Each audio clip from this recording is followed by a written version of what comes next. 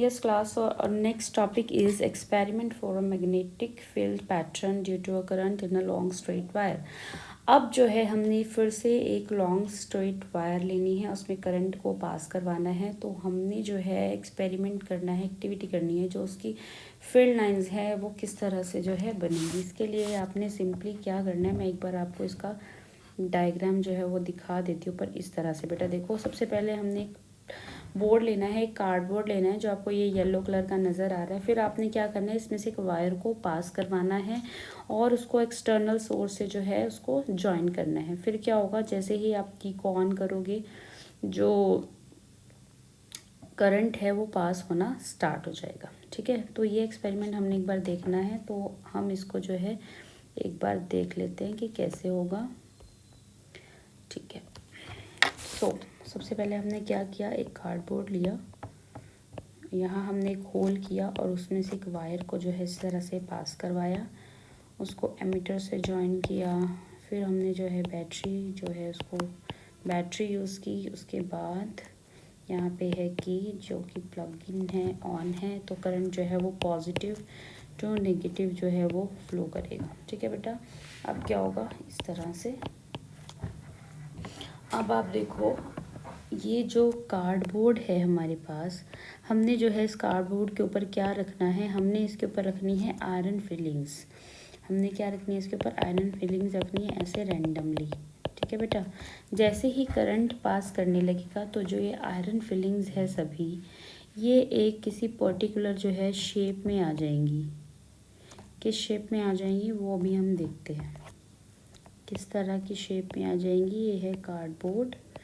ठीक है बेटा, इस तरह से जो है ऐसे वो जैसे ही आप करंट पास करोगे ऐसे कॉन्सेंट्रिक सर्कल्स बना लेंगे। कॉन्सेंट्रिक सर्कल्स लाइक इस तरह से जो है आयरन फिलिंग्स की शेप आ जाएगी। ठीक है बेटा, तो ये जो है शेप हमें क्या बता रही है कि अगर एक स्ट्रेट करंट कैरिंग कंडक्टर है, आप उसमें से करंट को पास करवा रहे हो, तो वहाँ पे जो मैग्नेटिक फील्ड तो होगा, ऑब्वियस सी बात है। अभी हमने ऑस्टेड एक्सपेरिमेंट में किया, जो वायर है वो भी एक मैग्नेट की तरह बिहेव करती है as long as current is flowing through that. Okay, तो जब तक वायर में करंट जो है वो फ्लो कर रहा है, तब तक वो किसकी तरह बिहेव कर रही है, वो बिहेव कर रही है मैग्नेट की तरह। ठीक है बेटा, और अगर मैग्नेट है तो उसका मैग्नेटिक फील्ड भी होगा, तो वो मैग्नेटिक फील्ड की जो शेप है वो इस तरह से होगी। बार मैग्नेट में भी हमने देखा था ना, इस तरह से जब आपने बार मैग्नेट बनाया था, इस तरह से मैग्नेटिक फील्ड लाइंस जो है वो आ रही थी। लेकिन स्ट्रेट के कंडक्टर के केस में जो मैग्नेटिक फील्ड लाइंस की जो डायरेक्शन होती है, जो शेप होती है सॉरी, वो इस तरह से होती है, कॉन्सेंट्रिक सर्कल्स। तो इस एक्सपेरिमेंट से हमें बेटा पता चल रहा है, जैसे ही आपने करंट को फ्लो करवाया है, तो जो आयरन फिलिंग्स थी उन्होंने इस तरह से जो है कॉन्सेंट्रिक सर्कल्स बना लिए, एक के बाद दूसरा सर्कल। सो ये हमारा एक स्ट्रेट वायर जिसमें करंट फ्लो कर रहा है उसके लिए एक्सपेरिमेंट था कि वो कैसा होगा। और ये इम्पॉर्टेंट है, ये जो है एग्ज़ाम में आ जाता है। यहाँ से हमें कुछ चीज़ें पता चल रही हैं कि जो हमारा मैग्नेटिक फील्ड है बी, वो किस किस पर डिपेंड कर रहा है। मैग्नेटिक फील्ड बेटा किस किस पर डिपेंड कर रहा है। फर्स्ट तो वो डिपेंड कर रहा है आई पे। जितना ज़्यादा करंट आप फ्लो करवाओगे उतना ज़्यादा मैग्नेटिक फील्ड होगा।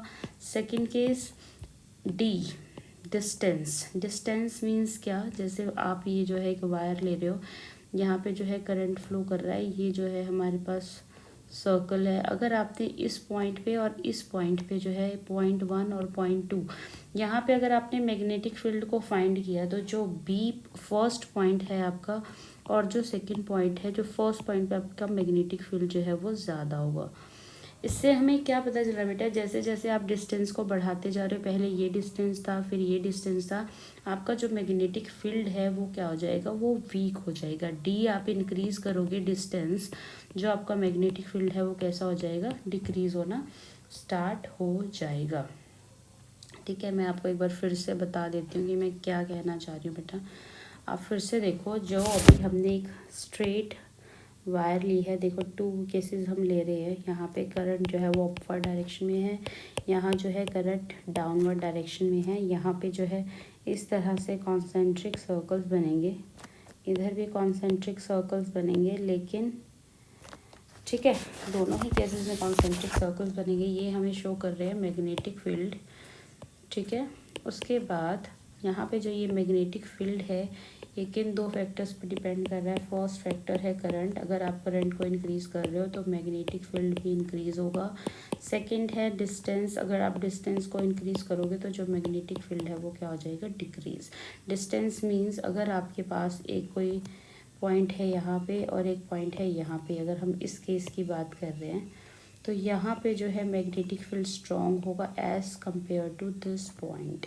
ठीक है, अगर आप और दूर कोई पॉइंट लोगे यहाँ पर 1, 2 एंड 3 तो सबसे वीक जो मैग्नेटिक फील्ड है वो यहाँ पे होगा और यहाँ पे जो है सबसे स्ट्रॉन्ग मैग्नेटिक फील्ड होगा। तो ये जो है दो फैक्टर्स हैं जिसके ऊपर मैग्नेटिक फील्ड डिपेंड करता है।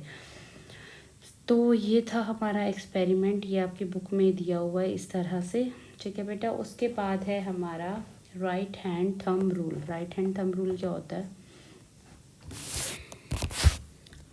ये आज की वीडियो का लास्ट टॉपिक है।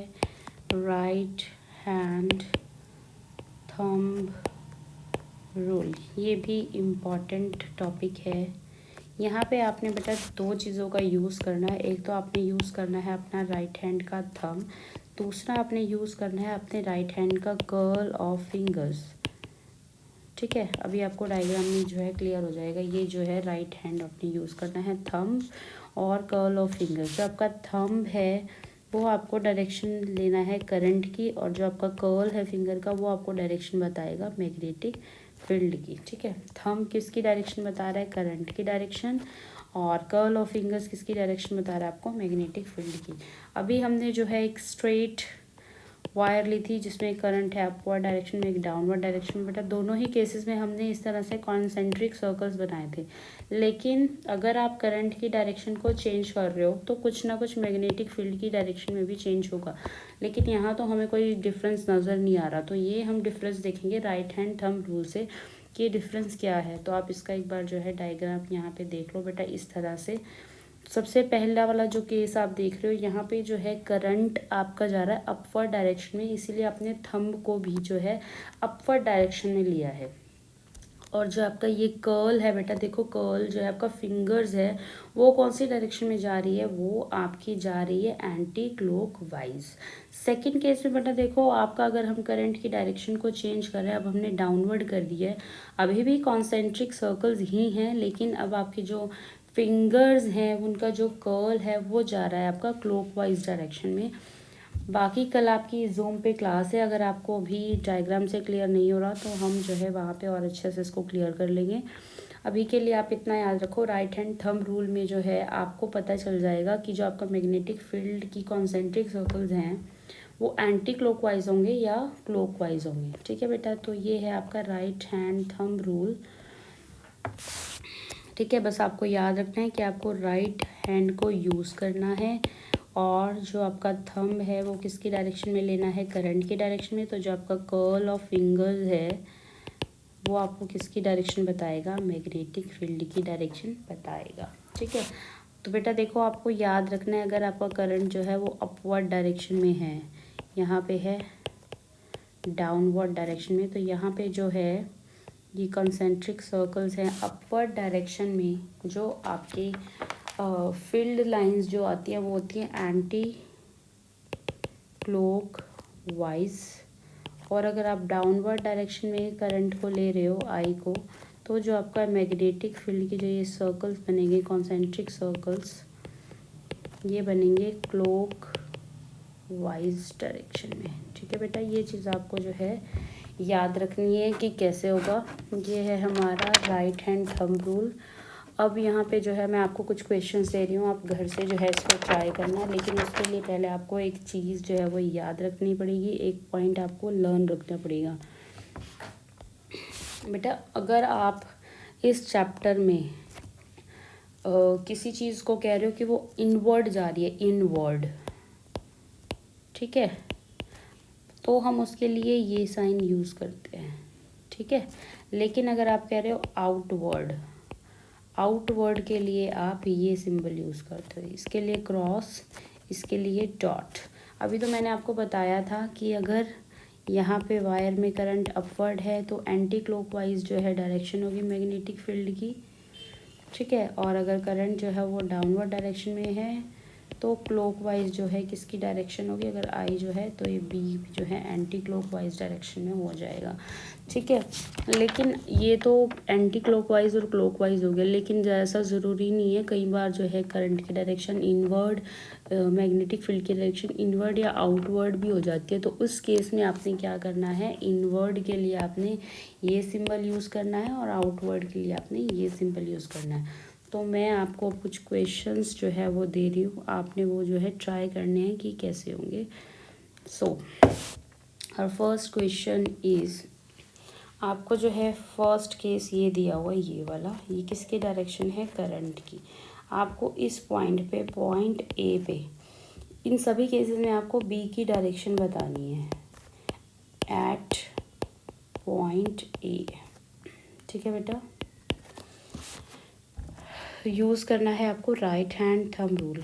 सेकंड क्वेश्चन इज़, अगर करंट की डायरेक्शन है ये, तो पॉइंट ए के लिए आपको फिर से डायरेक्ट बताना है बी की डायरेक्शन क्या होगी। अब यहाँ पे आपको क्लॉकवाइज या एंटी क्लॉकवाइज वर्ड नहीं यूज़ करना, क्योंकि हमें प्रॉपर एक पॉइंट पे पूछा। अगर हमें पॉइंट मेंशन नहीं किया जाता तो हम बोल देते हैं कि क्लॉकवाइज या एंटी क्लॉकवाइज है, लेकिन अगर हमें एक प्रॉपर पॉइंट पे पूछा हुआ है तो वहाँ पे हमें बताना है। तो आप राइट हैंड थंब रूल को यूज़ करो। आप अपने थंब को जो है करंट की डायरेक्शन में पॉइंट करो, उसके बाद आप देखो आपकी जो कर्ल ऑफ फिंगर्स है वो इस पेपर के अंदर जा रही है या पेपर के बाहर आ रही है। जैसे फर्स्ट केस में अगर आप थंब को अपवर्ड डायरेक्शन में लोगे तो आपकी फिंगर जो है वो इनवर्ड जा रही है, लेकिन सेकंड केस में जब आप थंब की डायरेक्शन में करंट को लोगे तो जो आपकी फिंगर्स हैं वो ए पॉइंट पे बाहर की तरफ आ रही है। तो फर्स्ट केस का आंसर मैं आपको बता देती हूँ। फर्स्ट के लिए ए पॉइंट के लिए क्या हो जाएगा, इनवर्ड, और इनवर्ड के लिए हम कौन सा सिंबल यूज़ करते हैं, क्रॉस।